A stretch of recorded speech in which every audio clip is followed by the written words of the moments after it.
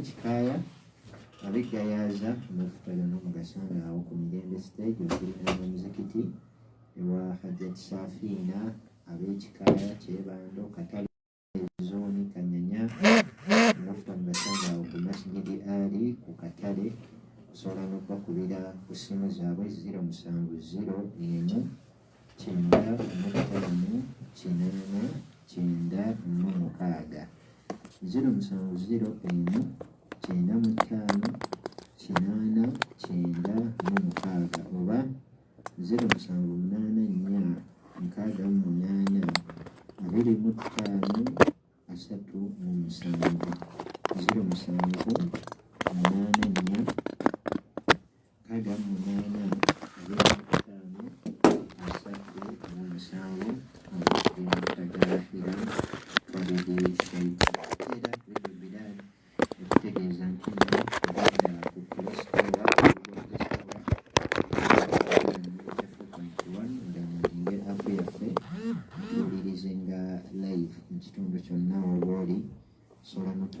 'Tufuna ku mukutu gwaffe ogwa YouTube ne Facebook.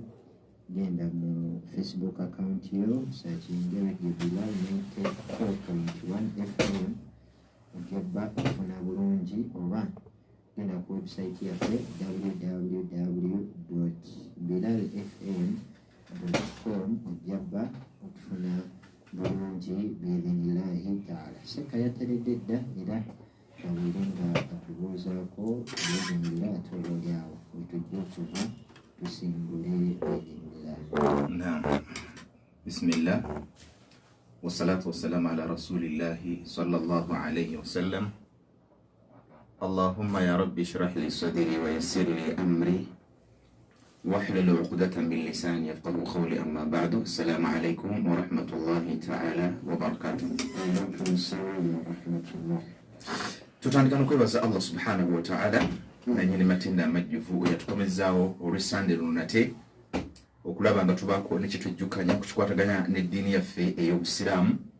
n'okusingira ddala irimu eya faraidu oba irimu ekwatagana n'ebyobusika. Twebaza buli yenna yenna atwala obuvunaanyizibwa. Mumanyi nti ssaawa zino tugenda okutuuka oluusi nga bannaffe waliwo abasinga okuginyumirwa, bannaffe ab'ekawempe, bannaffe ab'ebwayise, bannaffe aba buli kitundu kyonna ne nateete wavaayo abantu bangi nnyo abakuba amasimu saidi z'egayaza, saidi z'emukono. Imamu gwe limanyi gyali yagambidde abasiraamu be nti bannange mweteketeeke essekawa faraidu akoze eki atuuse, so mubeere nga bwe mutyo mweteekateeka. Tubeebaza mwenna era tusaba Allah tabarakahu wa taala owekitiibwa abawe obulungi. Allahumma ya rabbi amin. Amanya n'eddoboozi nga munnange bw'ayanjudde Omar Sulaiman Kasule okubanga tutambula naawe mu puroguramu eno. Saba Allah tuwa obulungi, tubakubiriza mukoowole ne bannaffe abasigadde batweyungeko. Saawa ziba 8 okutuusa ddala essaawa 10, saawa 2 zokka nno. Osobola ozikola nga nabano bw'osena ebijanjaalo, osobola ozikola nga nabo bw'osuma omuceere, bw'osiba sabbuuni, bw'osiba amandaazi nga bw'owuliriza. Nobeera nga erimu tekuyise busa, nga ate osobola ogirikodinga nobeera nga osobola okugiwuliriza oluvannyuma. Wamu n'oyo era asobola okugamba nti nze njagala kuva gye baatandikira. Tukugamba nti tulina Facebook page ate era tulina ne YouTube channel. YouTube channel yaffe okuva lwe twatandika okubanga tusomesa erimu eno, emisomo giriyo miyitirivu nnyo. Ogiwuliriza n'obudde ne buziba ne bukya ne buziba. Gendayo obeere nga bw'otyo osobola okuba nga okola ki nga ofuna emisomo egyo. Ariko gendayo subscribinge, olikinge, osharinge. Genda bugenzi ku mukutu oguyitibwa Islamic Inheritance Consultation Limited. Islamic Inheritance Consultation Limited YouTube channel. Ate kati Facebook page yegamba Islamic Inheritance Consultation in Uganda. Facebook page munnange kutubeera era tusuminga live buterevu mu studio mu mpeo za Radio Bilal 9 emu mukowoozeewo. Seka nga bulijjo nze maze okweyanjula era abatuwuliriza beetegese nnyo okuwuliriza okuoli awo okwongereza we twakoma luli eryomulungi omuggwa. Katusooke tujjawo obubaka buno ate tubeere nga tukoma inshallah.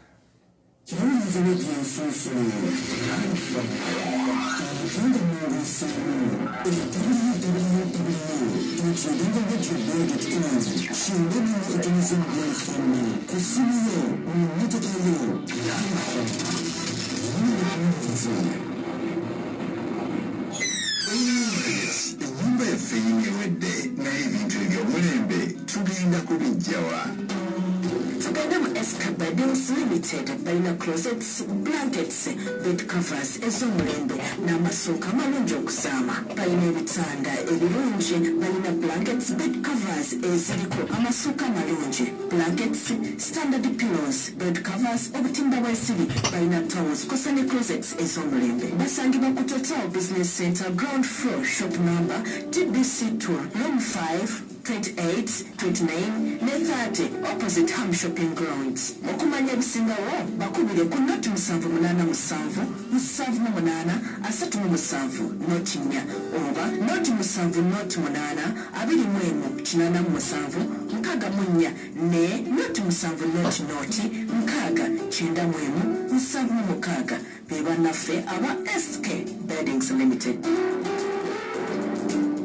Otwawanyizibwa amajinya agatambula mu mubiri, amajinya agakozesa abakyala, amajinya agaleetebwa dde mubiri, oba otawanyizibwa amajinya agalafuye omubiri. Wekwate Hamlas era n'ojjanjaba pressure, sukaali, ulcers, endwadde ezitalabika mu mubiri awamu n'ebirooto eby'entiisa. Asangibwa wano ku Radio Biraali era ng'agulwa emitwalo 3.5 zokka. Okumanya ebisinga okuba noti 7 noti 2 45 63 weeyitazi Hamlas wano ku Radio Biraali kyenda munyakatanyize lwokka ogenda omusanga mujjanjabe ng'okussa Hamlas ku mitwalo 3.5 zokka. Okibulizo n'egyensunsule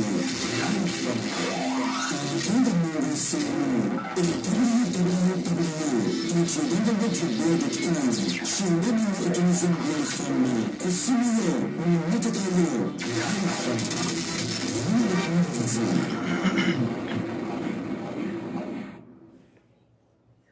Buga Travel and Destinations is a full-service travel agency dedicated in providing totally reliable and practical tour and travel solutions, as it offers most competitive rates in the market. As well, new passport processing and replacement. We are experts in visa and air ticketing. At Buga Travel and Destinations, we expertly handle local and international travel services, including airline reservations, special and customized tours from simple to unique destinations for business or pleasure trips, hotel accommodations, as well as car rentals. We are located at Machindi Salama Road, opposite Total Cars. You can contact us on 0777 70 0629 or 0757 24 94 51. Olina pressure, sukaali, ulcers, kifuba oba ssenyiga, otawanyizibwa endwadde za UTI, hernia, bw'omwami weenyooma mu sayizi, oba oli munafumba tomalaako, bw'omukyala oyagala kugenda wannakakande, oba oli nnabukalu, weewine ageteyanira abaashibirukwago, akujjanjabe, ajjanjaba ebiwanga mu baana, n'abantu abakulu, asooka kukebera, n'oluvannyuma n'akujjanjaba, asangibwa kukozesa makitepuzi kyovirovol, mu kisenyi, edduuka namba 634, omwaliiro ogwokubiri, oba mukubire, ku noti 7 nnya noti 73 65 58 oba noti 775 2 46 yekajjatyamina lwashibirukwago akujjanjaba ng'amaze kukebera.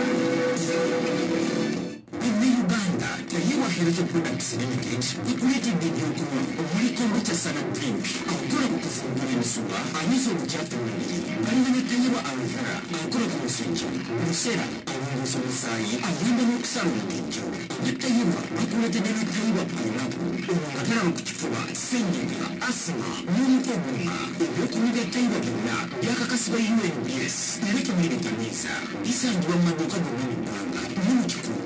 Masaka genda na agenti baabwe okuli muvuga gaali n'eddongolo erikituufu nga omusiraamu n'eyolamu eryantonde tuukirira nalusiba n'ejjulunga ekyotera kisa kya mukama endiriizi ewamulindwa ate ekyazanga kiira rabizoni ne hajjati sauda ate mu kikungu basanga ku Justin Akeni ekisenge M11 okumanya ebisingawo kuba ku noti 7 noti 2 kyenda mukaaga 25 noti oba noti 772 kyenda mukaaga 25 noti. Minisitule y'Obulamu etegeeza mu Uganda mwonna ne Mwakuba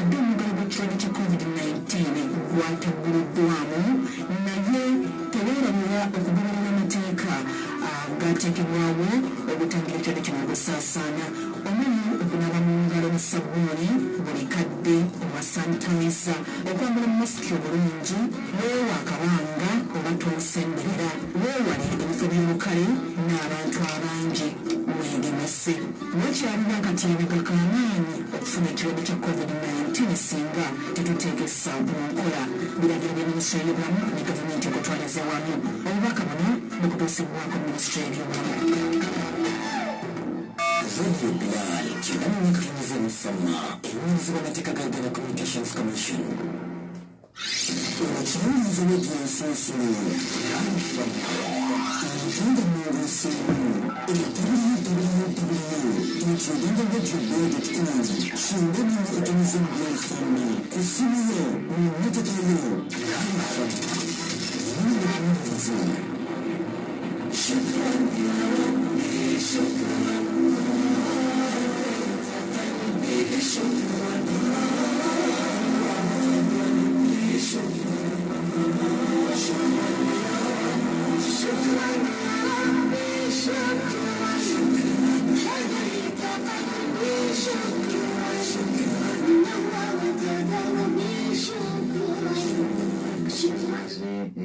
Radio Bilal omukozeewo eddakiika ziri 33 ezakayita ku ssaawa omulala gw'emisana olwaleero ennaku z'omwezi twagambye 28 omwezi ogwa Muharram omwaka 2043 ate ez'obulijjo olwaleero ennaku z'omwezi 5 omwezi ogw'omwenda ogwa Septemba 2021. Tuteredde bulungi kyendamanya katonyeze emu programu daawa kanumero ketulimu ka byabusika oba biyite alfaraid saaka nzijukira omulundi ogwaggwa bulungi twali ku basika abasajja bali mu busiraamu nga balina sika ne tubatunuulira bonna ne tugamba nti bali 10 mu bufunze tugamba ate mu bulambulukufu bali 15 era ne tubamaatinga bonna wansi biidhinillahi taala. Abaana muyinza wentadde tambeefi yange tubatuwaliriza tekitegeeza bwe tuba twamala abasajja kitegeeza tuba tuzzaako baki bakyala manyi nti atuwuliriza kwali bulungi tusimbudde nga bulijjo tutandika ne kibayita tambiihu yaffe ey'olwaleero oba kitwandiise mawidha janibil mawidha janibil mawidha ekyokwebuulirira obulamu bwaffe ng'abasiraamu abawuliriza abalungi saba Allah abawa obulungi. Olwaleero tuzze n'ekigambo kino kikozesebwa naye ate mu kukikozesa kwakyo tekyalibadde kibi naye lwakuba kirina byekimenyawo. Mutegedde bulungi? Tulina ekigambo seeka kibayita baby shower, waliwo kiwuliddeko? Bannyinaffe nga babyagala ebyo, basenga baffe nga babyagala, bamaama nga babyagala, illa man rahima Allah, okuggyako Allah baasaasidde. Naye ekigambo baby shower, manyi zino, these are Western culture behavior, norms and customs. Enkola y'abannaffe bali bebayita aba Western culture, abasajja abazungu tuba tugamba. Kati naawe omufirika oyagala obiri muzungu, naye olina okulaba ekitiibwa Allah kye yakuwa n'embeera ennungi Allah gye yakola ki. Kyokka n'obweri ate yeegomba ggwe, abamu beegomba ggwe kubanga balina ebiyisayisa bye balaba ewaabwe nga te tebisaanidde, gw'ate okoppa buki buli ekizze. Mini n'oyambala, siriiti ezituuka eno wansi ku mpale n'oyambala, buli kimu ebituli ozimanyi zino bazitajja damage n'oyambala, okitegedde, mugongo sho n'oyambala, makudde sho ne bakulaba, owulidde, byonna mbalabe sho byonna n'oyambala. Kakati ebyo byonna biteeke wabbali, naye kitulina okulaba olwaleero nti omuntu olina okwetereza ng'omuntu omanye ki ekituufu kyoteekeddwa okubanga ogoberera naddala enjigiriza entuufu ey'obusiraamu kyova olaba gyetuteekeeje enjigiriza entuufu tojja kugobera omuchina ennyambala ye ojja kugobera omuyindi ennyambala onaaba oliawo ng'eyomu mexico naye ng'ekunyumira onaaba oliawo ng'eyomu sudaani naye ekunyumira naye ennyambala esinga obulungi yeeyo allah wekitiibwa yatulambikira mu qur'ani n'enjigiriza omubaka muhammad sallallahu alaihi wasallam ekigambo baby shower kino manye ali yatuwuliriza era naye yali akiwuliddeko omu aba takigendangako baby shower bakitegeeza bamu bannaffe mu dictionary bakinnyonnyola ne batugamba nti a party held for a woman who is expecting a baby. It is kind of a party that is held for a woman who is expecting to have a new baby or a newborn baby. That is to which friends and relatives, typically female. Of course, abakyala mikwano gye bakyala banne omuli n'ab'eŋŋanda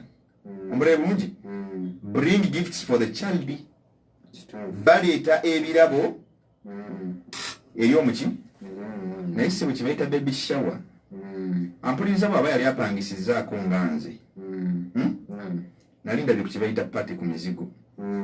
oli apangisa ennyumba ya mitwalo 35 n'akola party ya mitwalo 6 oba 65 bakakadde naye nga bano bonna bali ku muzigo abalaga nti w'amaanyi kakati kigambo baby shower lwakigambye nti kibi mpuliriza wano bamekammwe abatuwuliriza omuli abaabikola baali babirabyeko n'ababiwulira obuwulizi mwana bameka bw'owulira nti akoze baby shower n'amana asalira omwana akiika obumpulira kigambo ekyo olaba waliwo kyebayita kitwandise gazul fikiri olutalo olw'obwongo bakulesa ekituufu n'ogoberera ekikyamu mpulira bulungi diversionary gwe bakwate baby shower just a party manyi kati party ezaakula party you're just a party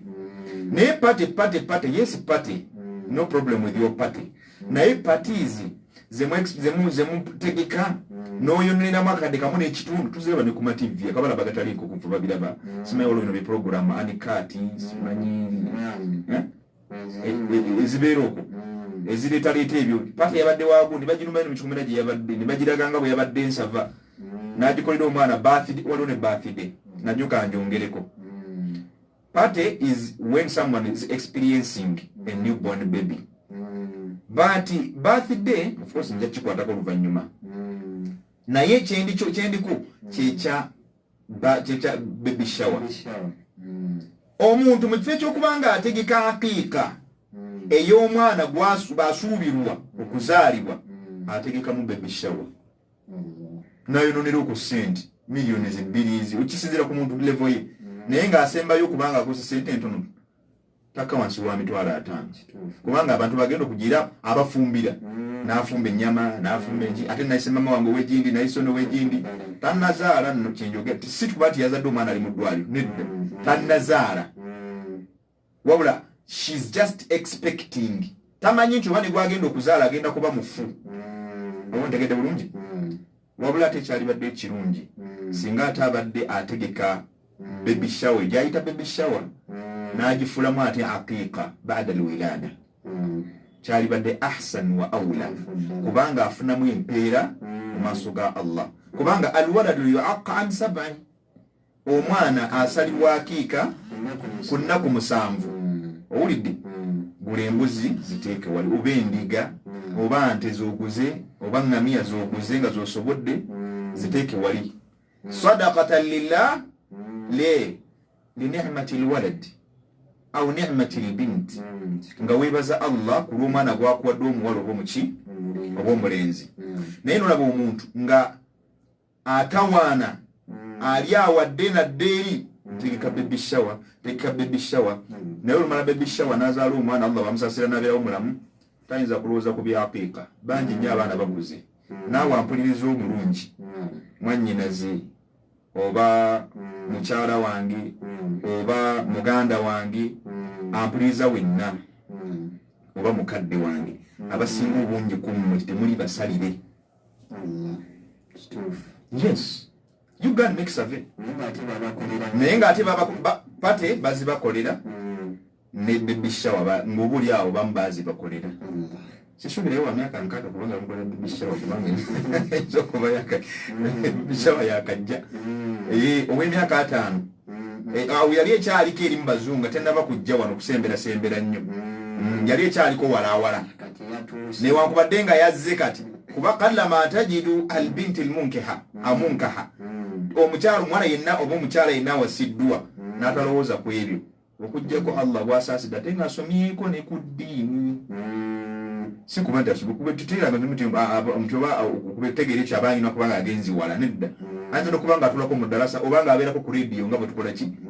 bwe tulibako nga tusomesa ne programu ezaddaabwe zibaako endala omuntu n'abeerako n'akola ki n'ayiga. So ekigambo baby shower nkikubye nze nganze binisbati li n'okusinzira ala al ahkami sharia kubanga kullu ma yunafi al wajib kullu ma yunafi al wajib yakun muharrama buli ekimenyawo wajibu wala the extent nti sunna bwejjanga emenyawo wajibu yutraku sunna tutraku sunna wa tuqamu al wajib kyova banga bwo yimidde mu swala fatuqamu al iqama neeretebwa oba okukima essola ne kuleetebwa ng'obadde mu sunnayo sunna osazamu busaza lwaki al ahamu thumma al muhim hada qaidatu usuliya tilka qaidatu usuliya al ahami thumma al muhim ahamu yeki swala lianna in sallaita as-sunnah wa yani qubilta la qadar Allah nekijja Allah n'agira malaika al-maut najja nakutwala ng'oli mu sunna nga wajibu tonagikola ki bagenda gikubalako wajibu era ogenda kuvunaanibwa obutagikola ki saate singa otwalibwa ng'obadde osala wajibu ye asiri ye dhuhuri ye magharibi ye ishai ye subuhi nti gy'obadde osala togenda kuvunaanibwa sunna gy'otaasadde. Mathalan tulinawo qabliyati subuhi kadat an takuna wajiba yani sunnata muakkada sunna nkakafu yali natera kufuuka ki wajibu naye singa omuntu ajja n'asanga subuhi ewedde fayabda'u bisubuhi la bisalati subuhi na Allah n'agira omuntu oyo n'afiira mu ki mu subuhi eyo tagenda kuvunaanibwa lwaki yasadde qabliyati subuhi awantegedde yana tilka nafila kubanga eyo yabadde ki yabadde sunna. So ekigambo ekyo kyenjogedde kati baby shower zammwe ezo zomuteeke wali wabbali tezetagana kuzikola kubanga ezikola baby shower ate zinzo oluzimuzi yesente mmeka 25,000 oyo no yakakadde kalamba ng'osobola okukola n'apiika just nosala kusaza embuzi oba nnyama n'ogigaba n'ofunamu n'empeera n'omwana Allah n'amuwa emikisa kyobola nga abaana agenda okukula nga bwe batyo bikula bwe bityo ebimu ebyana bwe bityo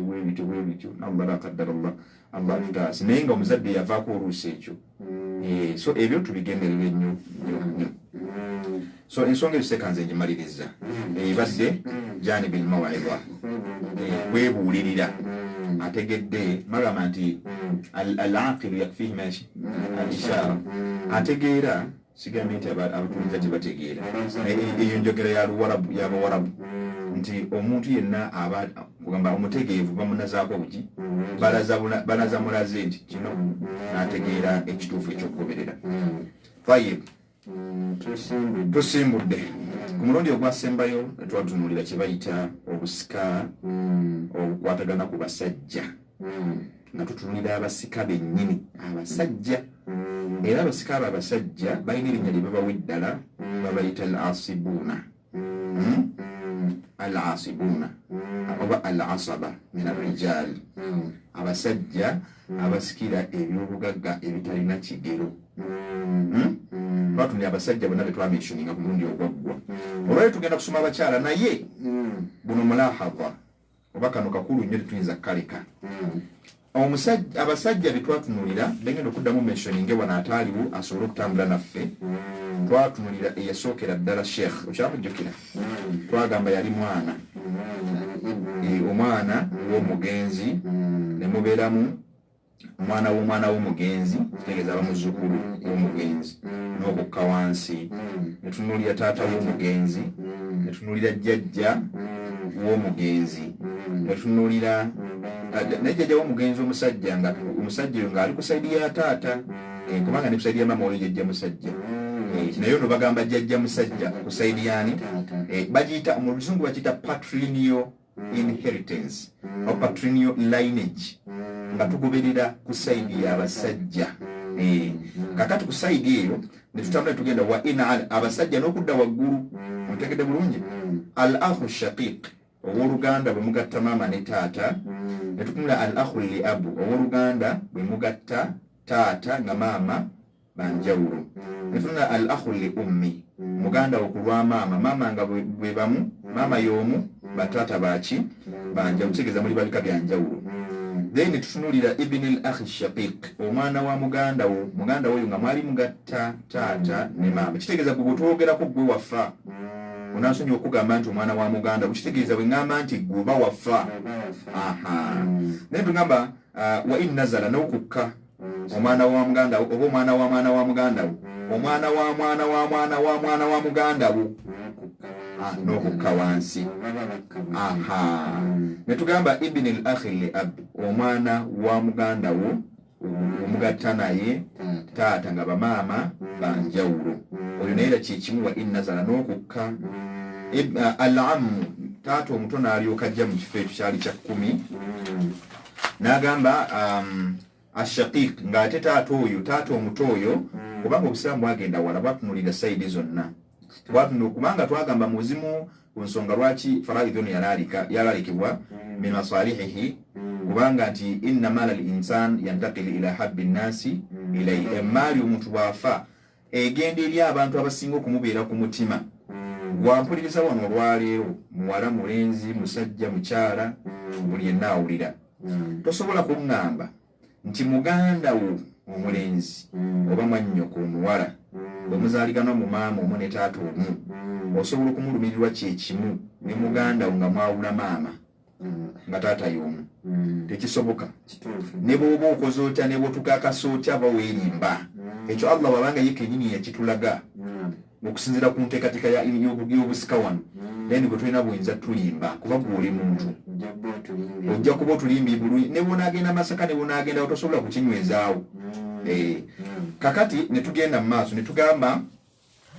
ana ammu li abu taata omuto bwe baali bagatta taata n'omugenzi naye nga bamaama baabwe baki banjawulo n'okudda waggulu taata n'okudda waggulu taata omuto taata wa taata omuto taata wa taata omuto like that ne tugenda mu maaso ku 12 yali ibn ammu shaqiq omwana wa taata omuto naye nga taata omuto oyo twagambye gwe tusookerako first priority gwe tugiwa y'oli eyali agatta abazadde bombiriri n'omugenzi kati taata omuto oyo bwe baali bagatta abazadde bombiri maama ne taata ku mugenzi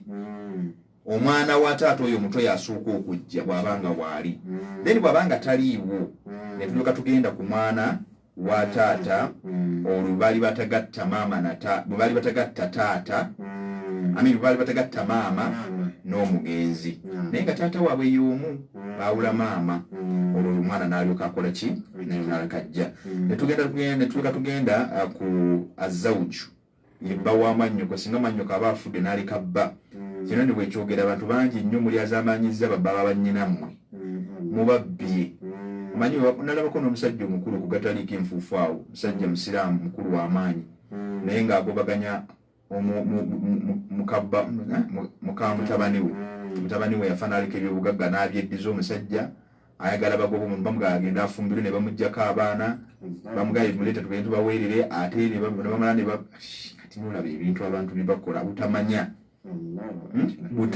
naye ate ng'obutamanya obutakugisaako musango kubanga siga nti amanyi bye bataliiwo bwe bagambye nti Allah bw'aba yagamba nabbi sallallahu alaihi wasallam n'amugamba nti fas'alu ahla dhikri in kuntum la ta'lamun yagamba nti wama arsalnaka illa no yagamba nti wama arsalna qablaka illa rijalan nuhi ilayhim fas'alu ahla dhikri in kuntum la ta'lamun yagamba bwe Muhammad sallallahu alaihi wasallam tetusindikanga luberiberi weeru nga tonnajja okujjako baalinga basajja eno ayi tulaga tewaliyo nabbi mukazi oluberiberi teriyo nabbi mukyala okitegedde Allah agambye illa rijal okujjako basajja Allah beyasindikanga nuhi ilayhim ate nga abassaako obuki obubaka n'agamba bwe oyagala okukimanya ekyo gwe Muhammad n'abantu b'ekibiina kyo kuba mataliwo kati fas'alu ahla dhikri أولد الخطاب جاء لمحمد ولكن تعم لجميع أمته واشتغل يجعل ند الله أقام بك محمد نياتي في النار ولا تقام نعم فاسألوا أهل الذكر موز كتوالو في ويتولي نولو أبسجل تويبو زاكو نبوبا على بد بيبي تويبي مبيغا أولد بوبا على بد ebintu ebize bitambula iri mungabo ezitambula emirembe bwezite tukolachi gitambula asobola okunyonyola nti amuna ensonga eno eri weti ne weti nga bolaba Warqat ibn Nawfal bwe yali yasoma ebitabo Khadija radiyallahu ta'ala anha nabbi bwamala okubanga anyigibwa mu ntaana tugenze mu siira yajja nanyumiza Khadija yadduka bukubirire ewa Warqat ibn Nawfal yali muganda wa kitaawo yali mwennyina mu kitaawo muto namunyumiza byonna naga nti kullahu sayakunu nabiyya hadhihi al-umma lakin kullahu liyathbut muganda itajja kuba nabbi w'omulembe guno naye mugamba anywere kubanga byo byali byasomebwako dda mu kitabo kya Musa alayhi salamu byalimu mu kitabo kya Isa alayhi salamu Allah yabinnyonnyola kati ababisoma ebyo biwandiike byakulembera olwedde baali babikola ki babimanyi then bwe tugenda mu maaso ne tugamba al-mawla al-mu'tiqi yali asembayo omuntu yenna eyanunula omuddu okumujja mu buddu mu state ey'obuddu n'amuddiza freedom ye oyo be bantu 15 abasajja mu bulambulukufu abasika kati abantu abo bonna nga balaba batano bwe bajja emigaso gitufuna mu kubamanya giriwa ampulizo omulungi wandiika gye gino wammanga okusooka al-maqsud bir-rijali dhukuri liyashmula as-sibyani as-sighari bwetwogera abasajja kubanga olenzuga nti abasajja ate kati ate baleesemu abaana kati n'abaana abasajja bwetwogera abasajja kyova olaba n'abaana tubaleese okigede sagiruhum wa kabiruhum abakulu n'abato bonna bakoze eki bazi hatta alhamli to the extent ne mu maaso eyo tujja kuyingizaamu olubuto kitegeeza the unborn baby or fetus omwana ng'akyali mu lubuto lwa nnyina naye ejja kulaba nga mu kiseera gye tujje tujja kumuyingizaamu otegedde bulungi so kyekino tuyingizaamu omuto n'omuki omukadde n'omuvubuka omufumbo n'atali owulidde bonna omukulu n'omuto bonna nitubayingizaamu naye tuli ku basajja okusooka then bwe tuba tuyingizaamu abo khilaafa li'adati al-jahiliyati al-qadiyya nga twawukanyeko n'enguli gye twalaba engeri n'enkola ey'ekiseera ekyobutamanya newankubadde nga kikyaliyo mu bitundu ebimu ne wano kyaliwo ko mu Buganda fe bwe twakulira abamu n'abatuuliza abalungi nga abantu abamu abaana abato babasamba jjeeri abakulu ne beddiza ebyobugagga okitegedde nga babagaana abaana obutagwa muki mu busika omugaso ogwokubiri omugaso guwedde kitegeeza nti bwetwogera abasajja aya yajja nga yogera abasajja washamala minu lwaki Allah fihi balagha nahiyatul balaghiya oba kitwandise amakulu ag'omunda ag'ewala samma Allah subhanahu wa ta'ala sibyani yasamma Allah subhanahu wa ta'ala sibyani rijali ma annahum sibyan bi'itibari ma sayakunu ba'da dhalika oshagede Allah abaana yabayita basajja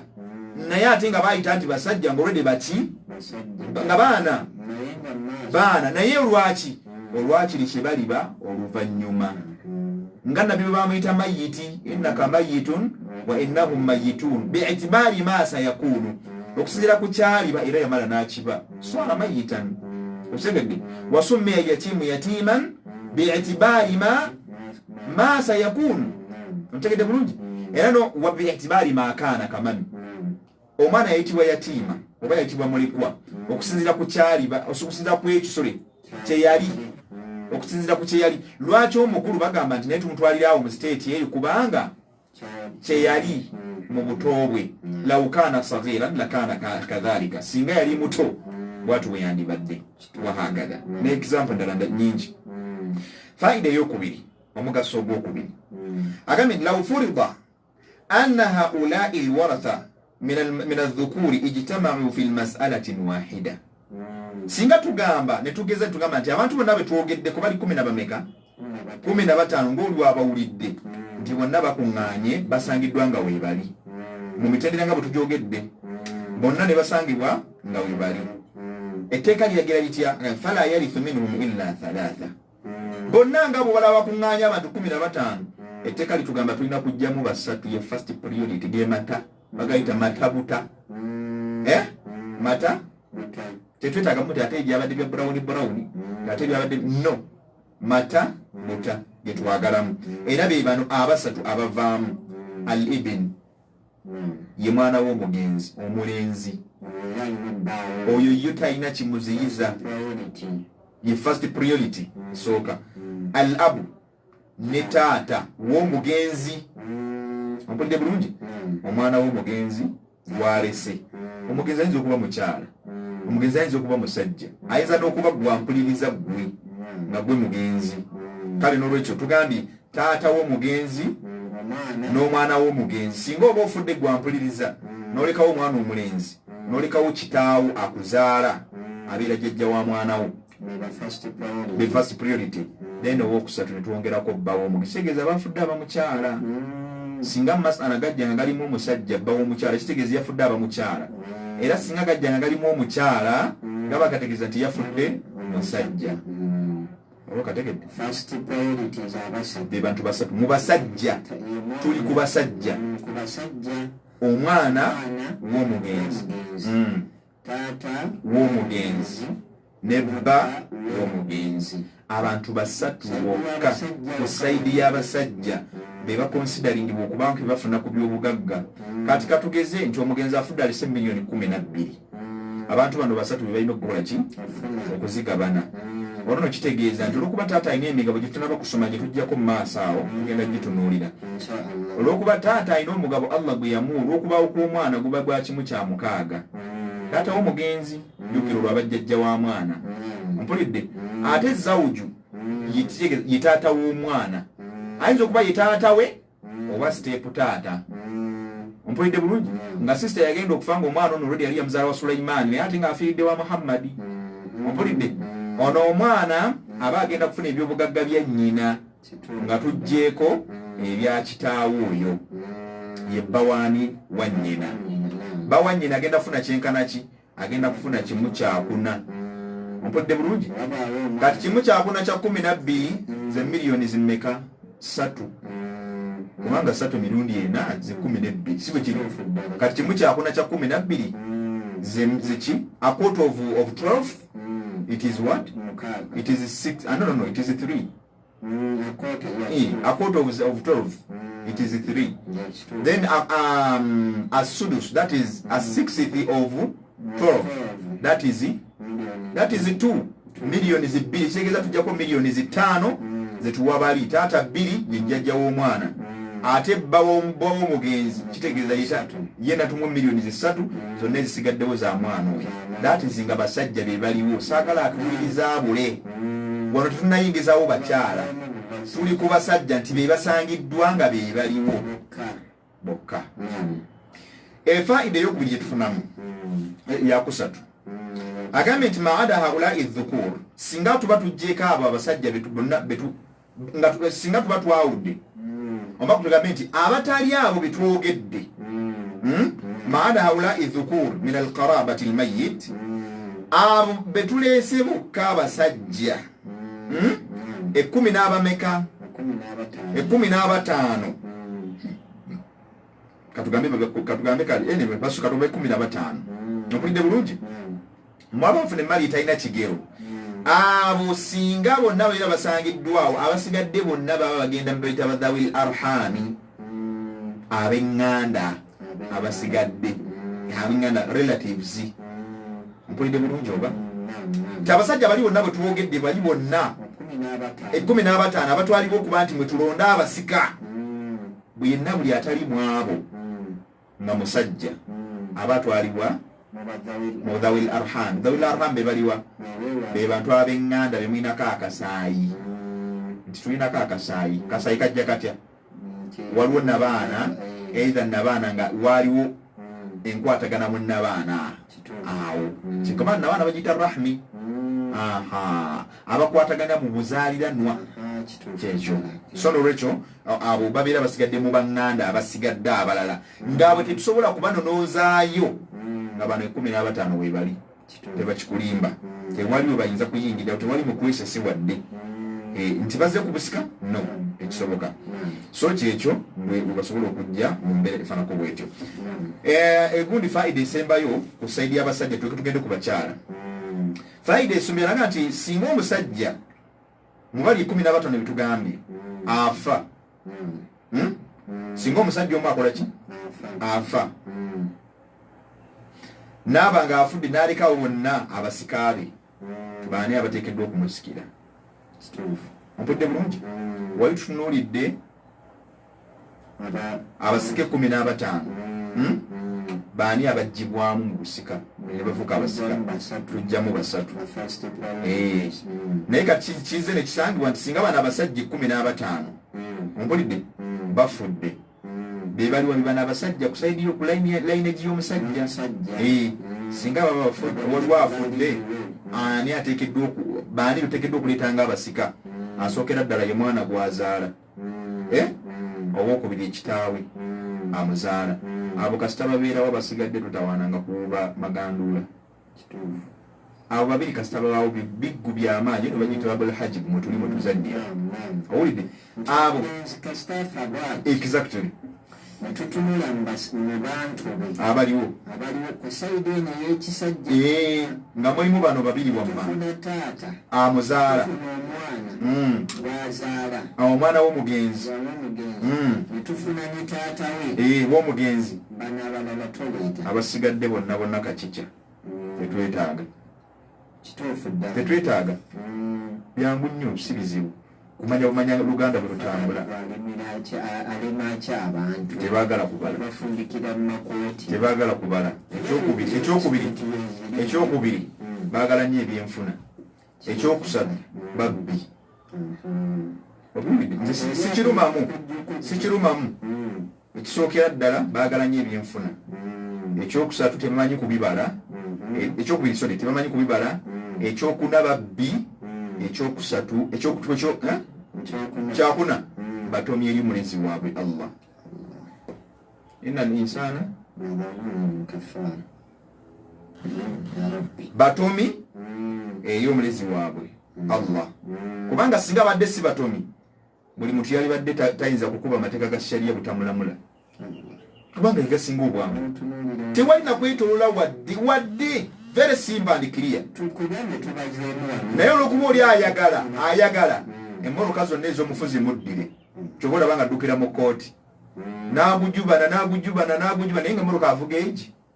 emmere eswani y'emmere ali egi ettaka ayagala afune mayiro ku mayiro naye nga bagenda muziika 4 ku 3 oba 4 ku 7 oba 4 ku 6 oba 3 ku 6 nga mwagenda ebyo zisiiza birumamu bigamba abantu kuba abantu balaga nnyo omululu n'obusiraamu ne babuteeka wabbali wallahi naga tutubuulira Allah si yakola emaali ebyo tunaabira mu luvannyuma by'obusiraamu oba okaafu wadde n'obusiraamu oba obuvuddemu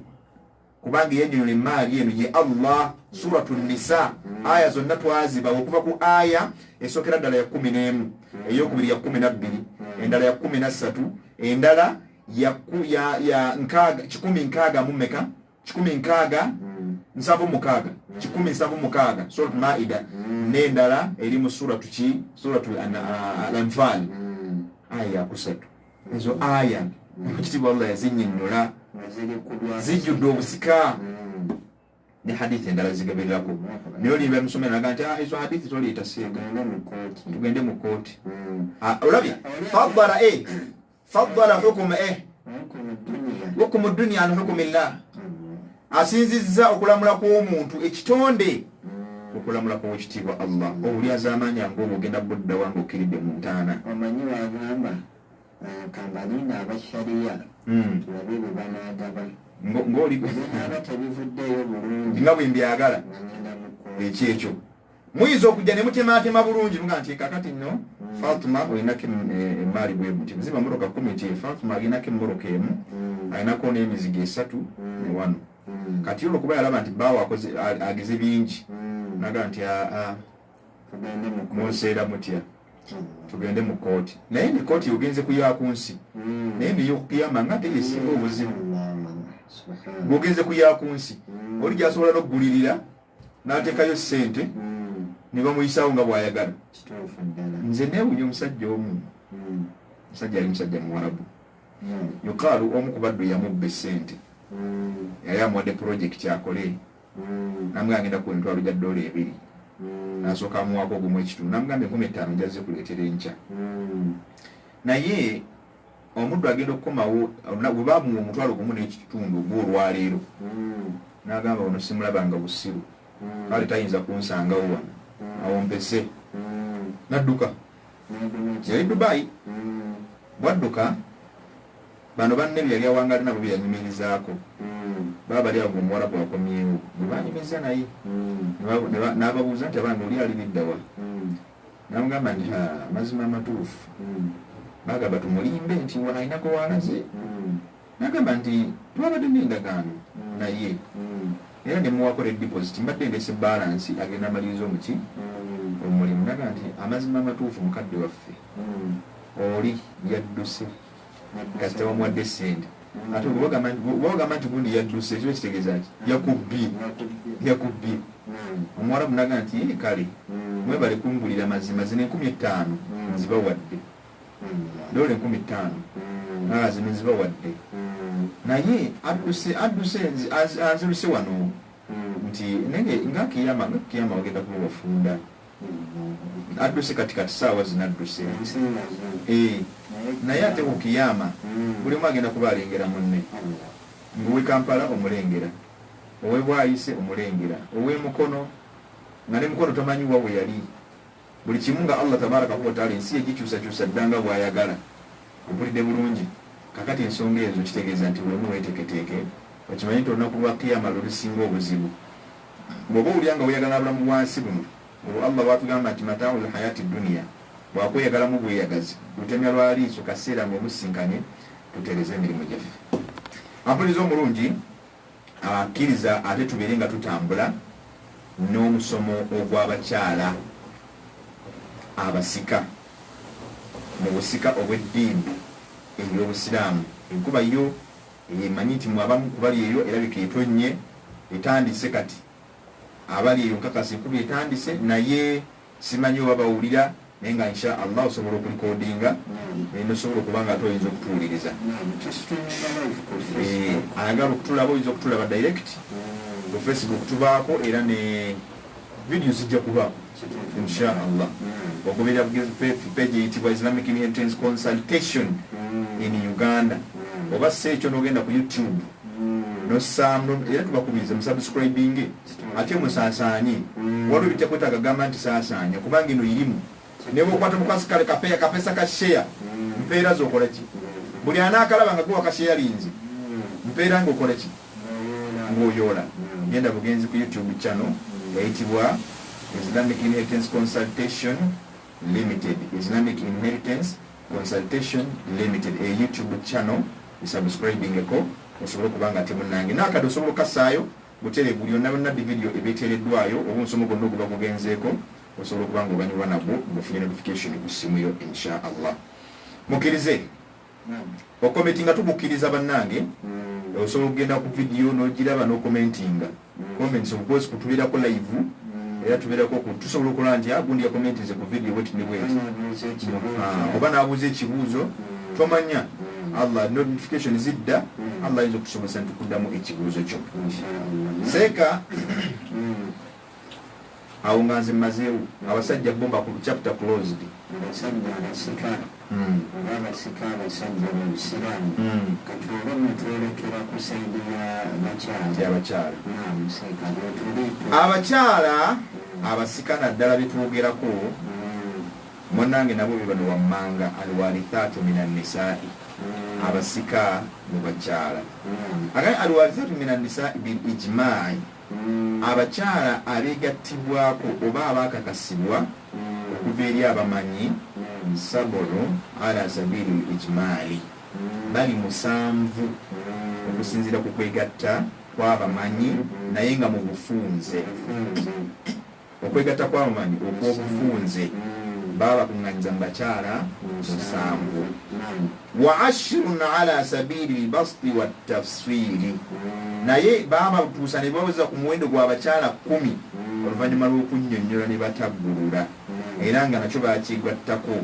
agambye nti kulluhunna thabitun kulluhunna thabata tawrithuhunna bilkitabi wassunna era nga abakyala abo boolaba bonna 10 omusanvu ne bali 10 kitegeeza mu bulambulukufu ne mu bwekusifu oba tugambe mu bulambulukufu ne mu bufunze abo bonna baliko ekitabu al-Qur'ani eboogerako nga ozaseka ati ne hadithi za nabbi sallallahu alayhi wa sallama obusika bwabwe bwayogerwako oba kategerekesaako agambye nti omusajja oba omu ku bamanyi ayitibwa al-allamatu al-burhani mu kitabu kyekiyitibwa al-burhaniya nodhomu al-burhaniya akano katabo kakuŋŋanya faraidho ne kamutematema naye nga kamutemeratemera mu bufunzo bw'ekika ekyawaggulu mu bitontome naye nga kawandikirwa alimul jalil owa ilimu rahmatullahi tabaraka wataala yagamba atya agamba nti wawarithun min al-inathi n'omusika asookera ddala mu bakyala ye maama bintun wa bintubni olyokozzeeko maama ate oluvannyuma olyokozzeeko muwala w'omugenzi oluvannyuma ozzeeko ate muwala wa mutabani agambye nti ta ummu bonna ng'obagassiini jeno wazawjatu ljaddatu oluvannyuma olyoka oleete mukyala w'omugenzi kitegeezi yafudde abamusajja ate oluvannyuma oleete jjajja al ukhtu mutlaqan oluvannyuma oleete basisters bannyina b'omugenzi abawala mutlaqan in jeno bonna amakulu bannyina b'omugenzi abawala bonna bino betuliko tuli ku bakyala agambye nti waman laha alwalaau qad tahaqqaqa bwepongo ogasseko n'omukyala nga bwe twalabye eri omusajja nga yeyata najja omuntu mu buddu wakadhalika ne wano waliwo omukyala nga yali sayida yali mukyala nga ye mukama w'omuddu nga bwolaba Aisha bwe yata Barira nga bwolaba Khadija bwe yata Zaidi bun Thabiti nga bwolaba Barira bwe yata Zaidi bun Haritha bonna abo baali badde okuva eryani baali Khadija so nga bwobiraba ebifaanako bwe bityo n'abakyala balala baki bangi so kyo n'omukyala we yenna singa abeera yatowa omuddu n'amununula n'amuwa eddembe ery'obwebange eryaboobwe omuddu oyo munnange butereevu abeera afuna obuki obusika omuntu oyo aba afuna obusika olw'ensonga eyo gyaba yakola ki gyaba yakola be bakyala 7 mu bufunze naye abaliisa nga bakunnyonnyi atugambye tubaddamu agambe nti wawarithun min al-inathi al-umm ate bwe tunoonya omusika ku saidi y'abakyala tusoose ne maama bintun wa bintubni laha ta ummu olyoka oleete muwala w'omugenzi ate olyoka ozzeeko muwala wa mutabani w'omugenzi ta ummu inejjeno okulide bulungi agamba nti wazawjatu ljaddatu al ukhtu mutlaqan oluvannyuma leeta mukyala w'omugenzi yabannamwanda olwo aljaddatu olyoka oleeta ejjajja mukyala al ukhtu mutlaqan ate olyoke naani ne mwannyina w'omugenzi inejjeno kitegeeza nti bajjajja baleete mu inejjeno ng'obamazeeyo ne bajjajja mukyala baleete mutulakan ng'obamazeeyo mpozi ate era ng'ogasseeko ne bannyina b'omugenzi abawala nabo mutulakan nabo baleete ng'obakoze eki ng'obamazeeyo. Mpulidde bulungi? N'agamba nti bintun kyabagamba nti waman laha alwala'u n'asimbyayo waman laha alwala'u qad tahaqqaqa n'omukyalo oyo yenna yafuuka ensonga y'okubanga omuntu anunulwa n'ava mu buddu emma nga yagula mugule oba nga ye yafuuka ensonga y'okumuta okumujja mu buki mu buddu naye bw'ati aba akakase nga y'omu ku basikaabe. Kakati katubatemeteme ala sabili tafsiri tugambe ala sabili tafsiri babeera 10 babeera abantu 10. Abakyala bo gambye nti mu mwendo gwonna mu butono bwabwe bali abakyala 7 era ng'ogwo omwendo gwegattibwako abamanyi. Tojja kusanga munyonyi agamba nti nedda baali 6. Ekyokubiri bamanyire bamala ne beegatta ne bagamba nti abakyala baluba tubanjuluzza bonna nga tubannyonnyodde. Ojja kusanga abakyala bawera ddala abakyala 10 omuwendo gwabwe era abamanyi bonna ekyo bakikola ki bakyegattako. Mu bufunze obw'ekitalo ampuliriza omulungi kwata ekkalaamu owulirize bino. Omukyala asooka tunyonyola 10 asooka ye muwala w'omugenzi. Omwana omuwala omugenzi ayinza okuba ggwe omusajja gwe ampuliriza oba ggwe mukyala gwe ampuliriza oyinza okuba ggwe mugenzi muwala wo ye first priority ye muntu asookerwako omukyala. Then tuleka tugenda ku muwala wa mutabani wo. Muwala oli abadde agenda nti muwala wa muwala wange kitegeeza bwefudde yabeerazeeri muwala wa muwala wo ekyo twakyogera dda. Farasduku yagamba nti abnauna yagamba nti abnauna agamba nti banuna banu abnaina wa banatuna abnauhunna abnau rijali abad. Yagamba nti abaana baffe betuzaala beebo abaana baffe beebo betuzaala n'abaana baabwe. Mpulidde bulungi? Abalenzi wa banatuna naye ate abaana baffe abawala abnauhunna abaana baabwe be bazaala abnau rijali abad baba ba mu kika kirala babeera babasajja bali abeewala. Kyova olabanga wano oluvannyuma lw'omuwala omwana omuwala ow'omugenzi ate bazizzaawo muwala wa mutabani. Okategedde bulungi ako? Naam. N'agamba ensonga eyokusatu kitegeeza wa in nazalna bano abaana betwogerako muwala wa muwalawo kitegeeza muwala wa mutabani wabanga waali era asobola okubanga akka nti muwala wa mutabani muwala wa muwala wa muwala wa mutabani kawala kamuzukulu owe 13 kyekyo kyebagamba. Ntegere bulungi? asookera ddala okujja mu bakyala ye muwala wo owokubiri muwala wa mutabani wo. Kitegeeza oyinza okuba wazaala mutabani wo n'afa n'akulikawo akaana akawala ke kamu ku basika abo.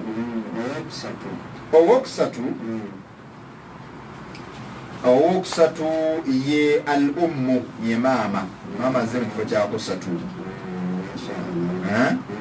Owokuna aljaddatu min qibali al ummi wal abi. Jajja mukyala naye naava ku sayidi 2 okwawukanako ne jajja musajja twalisibwa ku sayidi emu. Jajja mukyala ava ku sayidi 2 aljaddatu min qibali al ummi asooka wa in alat aw wa in alna. Jajja mukyala ku sayidi ya maama ajja nga omusika newankubadde katuwuliriza first priority maama yasooka bw'aba taliiwo maama wa maama. Wa in alna kitugamba nti n'okwambuka maama wa maama waba taliiwo kitegeeza maama wa maama azaala maama. Kitegeeza jjajjawo owookubiri azaala jjajjawo asooka. Jjajjawo yasooka yazaala nnyoka akuzaala. Mutegedde bulungi? N'okwambuka kitegeeza nti tusasinga osanga jjajja wookuna yaaliwo era naye ajja. Ne bw'aba jjajja wa 5 naye akola ki tekirina kkomo n'okwambuka waggulu bwekityo ekigala kigenda inata nga bimahfil inathi nga tutambulire ku layini ey'abakyala nga tetuvuddeemu ummahatul mudliyatu bil inathi khullisa au khullas nga naddala abakyala bayitidde ku bakyala okujja kati abakyala abo bonna betwogenda bayitidde ku bakyala okujja be baliwa bali bajjajja bonna boolaba akaguwa kabatuusa ku busika eno kaki kusaidi eno eyaba ku busika akaguwa kalese bajjajja mukyala bali okubatuusa ku busika eno oba bwa muzzukulu oba bwa mwana abadde maama muwala waabwe ye bwe bayitiddeko yabasembeza kyandi muwala waffe yali mutabani yali muwala wa gundi otegere bulungi yali bba wa gundi kati kimuleeta naye nga basikira omwana oba oliawo gwe yali azaala mpulidde bulungi then bwe tuva eyo tubadde kuwa kusatu tugenze ku wokuna naye muze wakuna tumumaze wokuna abadde jaddatu ow'omugenzi ne tuddako omuzzukulu omuwala naye nga wa mulenzi omuzzukulu omuwala ow'omwana omulenzi ne tuzzaako maama ne tuzzaako jjajja tumumaliriza tugenda kuwakutaano owokutaano yaliwo aljaddatu min qibali l abd jjajja mukyala mu saidi ya taata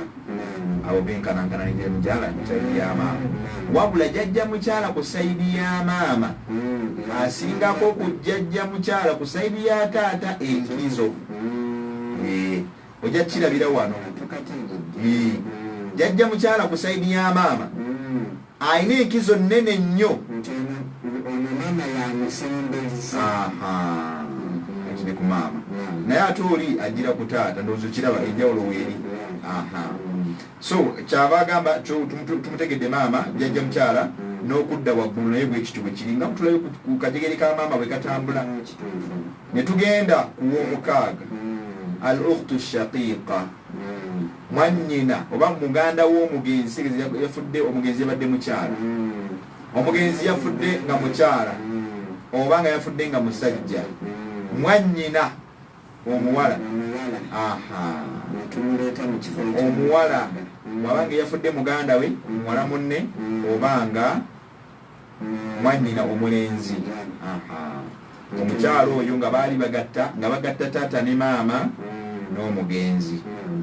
yakulembezebwa nga bali bagatta nabo taata yekka tebannabakujja newankubadde bali 10 tebasembera namba 7 al ukhtu li abu kati olwo muganda oba muganda w'omugenzi omuwala nga bagatta taata yekka nga bamaama baki banjawulo oyo naye nitulyoka tumuleeta mu kifo ekyomusanvu ekifo ekyomunaana al ukhtu li ummi muganda wo oba mwannyoko bwe mugatta maama yekka nga bataata banjawulo mutegere bulungi kitegeeza maama wo yasookera wa Sulaimaani n'azaalayo n'agenda ewa Muhammadi n'azaala bawala n'amaliri wa Habibi Mustafa naye n'azaalamu abawala nga baabo kati bano bonna abawala nabo singa babeera wabwa afudde kwabo bali bannaabwe bajja ku lwakaguwa ka maama era nabo ne babeera nga tebafuna ku byobugagga bwe bayita oba bubbeere simanyi walilahi alhamdu namba 9 mwanyi lunene namba 9 alabe obusiraamu bugenda butematema azawjatu wa in ta'addadna awa in ta'addadat ku namba 9 azawjatu mukyala w'omugenzi wa in ta'addadat ne baba bangi wendada ne baba bangi ninga lebasuka muwendo kututumanya oyazoga manya abadde Sulaimaani abadde yesunze adaga Seeka gundi yali anemesa abakyala bange mu ddiini egamba bana ate seeka agamba nti newankubadde bangi batya nedda naye nga tebasukka muwendo fa intaaddadat au intaaddadna newankubadde babeera basukka mu nnamba ey'omu otegedde bulungi newankubadde basukka mu nnamba ey'omukyalo omu naye nga tebasussa kusalisaliza Allah yabana so abakyala abo nabo batyo baleetebwa nga basika tugeze nze Sulaimaani nina amaka ekawempe nina amaka ekagoma nina akawanda nina netula yate nsaba Allah agampe inshallah mbuzayo nga asatu nsaba Allah agampe tulina okuzaala sheekh era gwali kuno nga toyagala kuzaala nkusekeredde kuba nabbi yagamba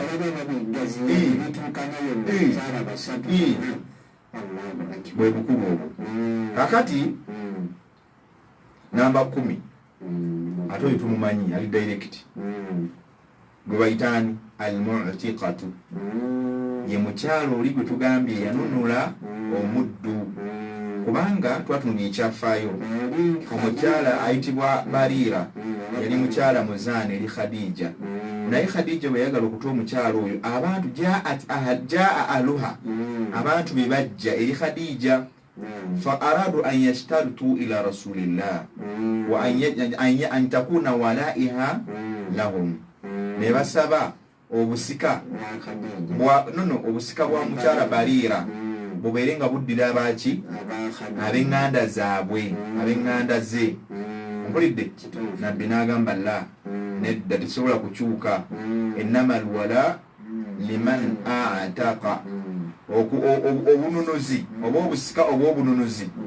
buliko oyo yekka anunudde omuntu n'amugja mu buddu eitha nga yamutadde nga Khadija bwe yeta Barira oba nga aguzeyo mugule nga Abubakari radiyallahu ta'ala anhu bwe yagula Bilal ibn Rabahi n'abalala so oyo naye ويدخلنا فيها معتقة المعتقة وإن علت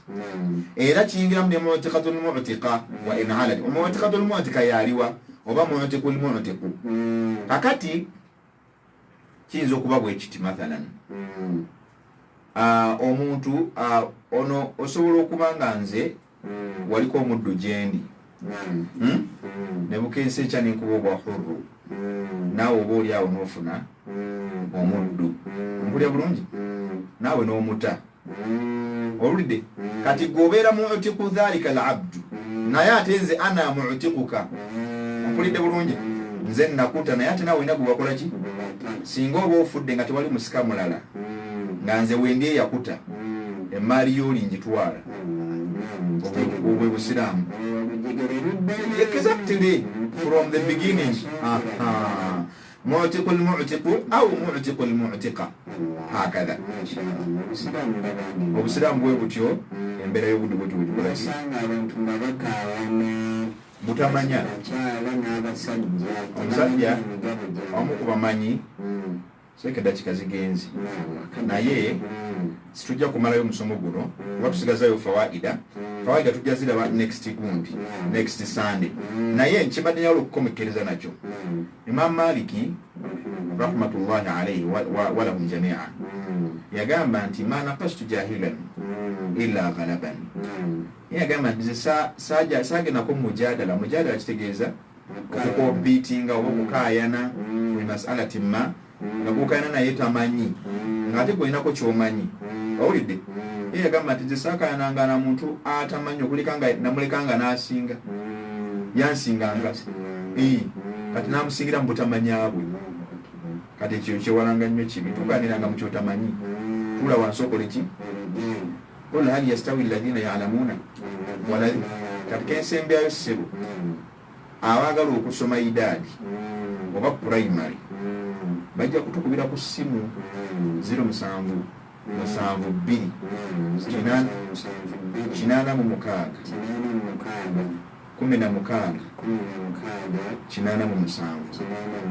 ajaga ayagala okusoma naye bya online si bya kukuŋŋaana covid bamulaba somera waka wootudde somera mu mmotokayo somera mu mulimu oba ayinza okuyita ku waliidi Airtel 0703 33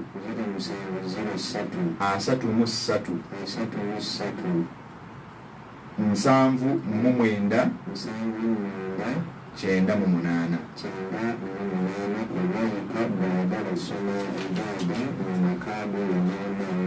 oba primary ey'eddiini mashallah.